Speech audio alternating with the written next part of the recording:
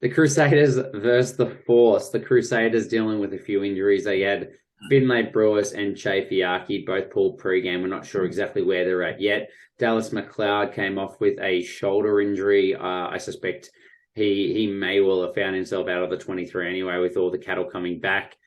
For the Force, they've lost Bryce Hegarty to a knee injury, Tim Anstey to a concussion, Santiago Medrano to a pre-game rib injury that I think he'll actually return from. Raboni Buseartho missed last week for the birth of his second child. And then there was one more, Bailey Kunzel as well. I think injured his hamstring, so he's gone as well. Again, a long list of injuries for both teams. And I'll let you do the returning players, but I'm just going to say, surely we get Will Jordan coming back. I did read something about a week ago. It must have been Monday. That was just like, all of a sudden he's a week-to-week proposition again. What happened 2 weeks ago? It was like, he could basically play this week. Now they're not that confident again. I read things and I read it differently, mate. I at no point have I thought he was an assured return. He was already on the field, mate. He was wearing the jersey in their change rooms before. Of course he was, because he can't wear it on the field when the game's on. So they're getting him wearing the jersey during training. So look, honestly, Will Jordan is not even in my mind until he's on the field. Until he's named, it means nothing, mate. He is not back until we see a lineup with him in. Get him out of your mind, drop him out of your fantasy team, whatever you need to do. But we also got Nice Rani potentially returning. Now, he's been rehabbing a knee injury. And as you said, Medrano hopefully will still be able to play after his little rib injury as well. The betting line on this one, this is pretty solid. The Crusaders are paying all of $1.02. The Force are paying $11. There's another match that have these similar odds, and would you put 100 on? Would you put 100 on Crusaders for that to make $2? Yeah, no, definitely not. Look, I'd probably put, whatever amount of cents I need to put on the Force to make that $2 instead. The line, so Force are paying $11. The line is 24.5. So not only 3 tries, throw in a penalty. And that's roughly where you're at. So that's pretty rough and grim for Force fans. I think that's tough. Crusaders, first of all, hashtag get Nano on. I don't know when the last time we said that was. I did regularly slide him in here quite subtly on the background for those watching on video. I don't think it's going to happen because, let's be honest, we all know Will Jordan will be back this week. But look, the front row, can I just mention Tamati Williams at the moment? He has been absolutely outrageous. Seeing him pick up from the back of the ruck and dive for the line last week, once he was in the air, it's a try.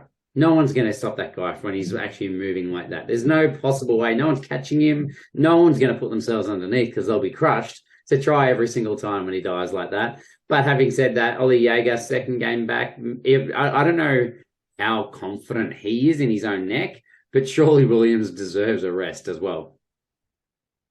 Look, Tamati Williams, not only are they doing those things that you're saying, but he's getting used more, 1 or 2 passes off a ruck and a breakdown, leading the pod moving forward. So he's just been everywhere on the field, and he probably does deserve the rest. And the line's 24.5 points. Maybe this is the time you give him a rest.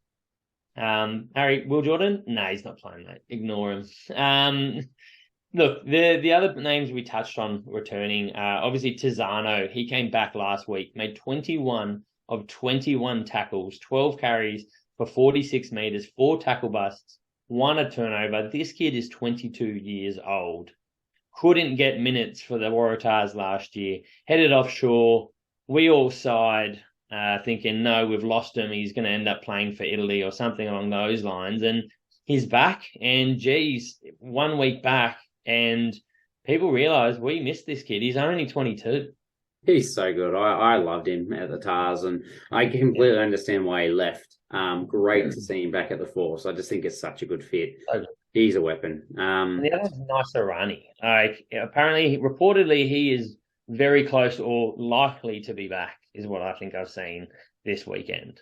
Yeah. So I mean, Raboni, we said, is coming back from his young son's birth. I think that really Tim Anstey's out. It makes it pretty easy, doesn't it? Wells goes to 6, Nasserani at 8, and you're away. And you're probably looking pretty bloody good. Yeah, geez, you're looking very bloody good. But look, the issue is how fit is he? I don't think he's played a lot of footy for some time. Not only off his injury, I think leading into that as well. Like it's been a fair bit of time. So whether he comes in off the bench, I'm not sure.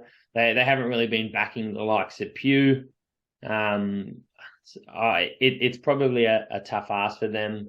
I mean, Bonnie could start. Bonnie could start Nasserani on the bench, but I just think Nasserani's got an absolute engine. He's one of those guys that, to me, he looks like he could not play for 6 months and you chuck him in Super Rugby and he'd still make 18 tackles and 24 runs. Like, that's just the guy that he is. My worry about Nasserani is that when he was playing, I think at the Brums, he had this habit of having a blinder and then disappearing for a game. And I just wonder if Cron can get him in the state of mind to back up week on week on week, because obviously he's coming back wanting to play for the Wallabies.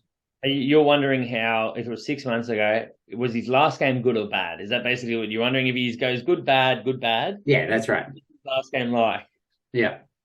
Watch the tape, and if it was bad, pick him up. Look, he's been at the Force, he's been at the Brumbies, he's been at the Rebels, and he's back at the Force. That's a lot of time moving around clubs, and he hasn't been at a club for more than a few years. So he's an interesting one. We know he's a massive prospect. He's still only 28 years old. He's a Wallaby. We love him on the field, but I would just love to see him be at the Force long term and build some consistency there. And that might be the thing that, gets him consistent on the field. I've got my main concern for the Force, and that is that I think Hegarty's going to be gone. So I think that then just starts to question what are they going to do around 10 and 12. And I don't think they have another good answer, particularly considering that Bailey Kundal is gone as well. I think what we're going to see is Hamish Stewart slides into the 10 jersey. But then who do they play at 12? I think it has to be Pullman. And I still just think, I've said it before, I think he he has a little bit more growth to go before he's consistent at this level. He just still makes a few too many errors for my liking. So I think that's a real weakness that's going to be looked to be exposed by the likes of Richie Mo'unga and David Havili, like two players that you just do not want to show weakness to. Yeah, it's hard. I mean, the only other names that are there are Grayson Makara, who we haven't really seen. Oliver Cummins, who we haven't seen. They got Foliaki, who's think maybe once come off the bench. Maybe he's a physical centre as an option for 12. He's a Kiwi himself. Tongan history, I think he's played for Tonga as well. Jake Strawn, they've thrown into every other position. He could probably fill into that 12 jersey as well. But there is issues for them in that 10-12 access, and it's going to be a tough week. The other one that I wanted to talk about just lastly for this game was just the scrum. Last week, the Crusaders battled a little bit against the Chiefs, almost surprisingly, considering it's been such an area of strength. Whereas the Force last week got pumped by the Reds scrum, which, was inconceivable, but they just lost so many men. I worry, even with Medrano coming back, that they have a young Lucy and they have Horton, who, as good as he's around the park, is pretty, I guess, lacks a bit of physicality in the scrum as well. I think that there's an issue there, that the set piece is just going to go massively against the Force, and this one could blow out. But what do you think? What's your tip for it? Mine's 24.5. Look, in New Zealand, I think it's a really, really tough ask for the Force. They've come out and they've shown that they can be in the fight with teams, maybe not for 80 minutes yet. They've got some cavalry come in last week, this week, that may be helpful, but the injuries are going to prove too much. So I think that line's probably pretty much on the money, and that's not a disgusting response from the Force to lose by that much. Like, it's going to be tough. So I'm going to say maybe they'll scrape in and do better than that, and I'll say they'll lose by 22. I started at 20, and the more we talked, I just kept adding points on my TPS. So I'm at 26 right now from how long we talked about this game. So Crusaders by 26. I think that they're in trouble. I just think that the inconsistency at 9, 10, 12 for the Force are going to bite them against the best 10-12 combo in the competition by a mile. Yeah, they're in trouble.